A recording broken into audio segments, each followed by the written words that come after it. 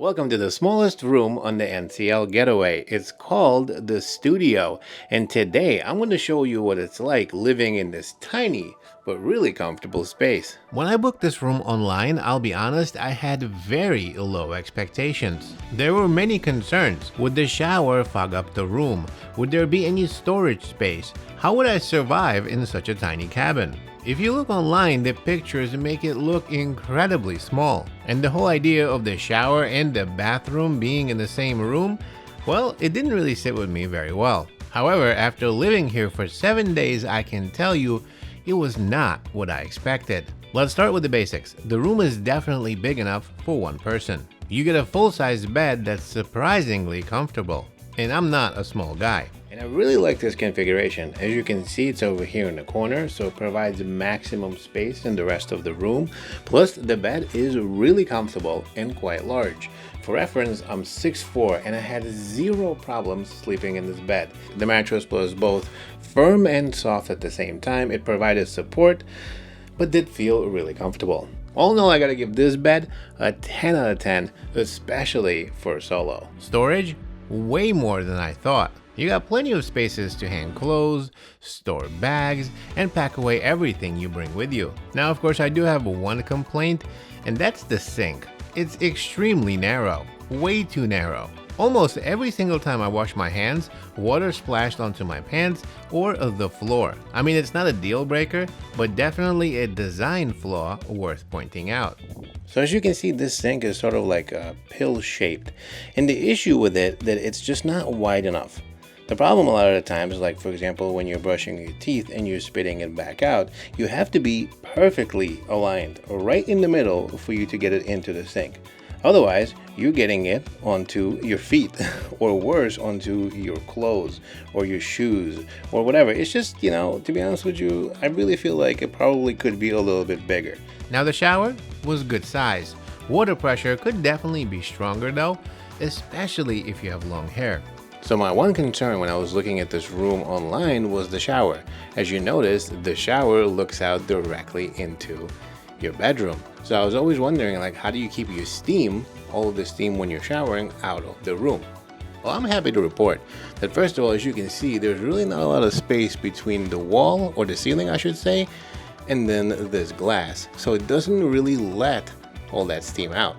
This fan over here that's located and mounted directly right where the opening is sucks in all the steam before it can get to the room. So all in all, I'm actually really happy with this shower. I had no issues with it steaming up the room or making it even hotter.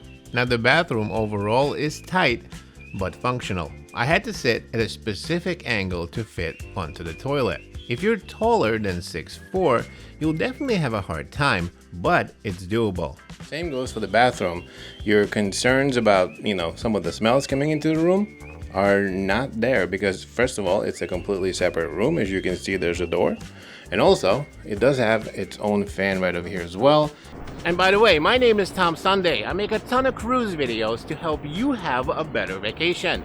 So make sure to subscribe and hit that notification bell so YouTube recommends my next helpful video to you. Now let's talk a little bit about noise. This room wasn't loud, however, you will definitely hear some things.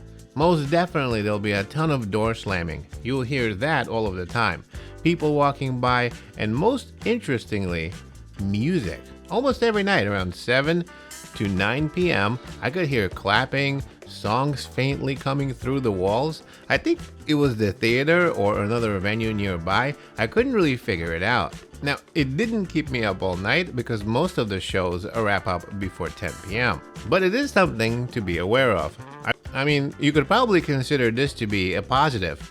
Little free entertainment right in your room. Now, the actual room itself did show some wear and tear, but honestly, it was in better shape than I expected. For a ship that's been sailing as long as the Getaway, the room held up pretty well. But what really surprised me was the benefits that came with the solo room.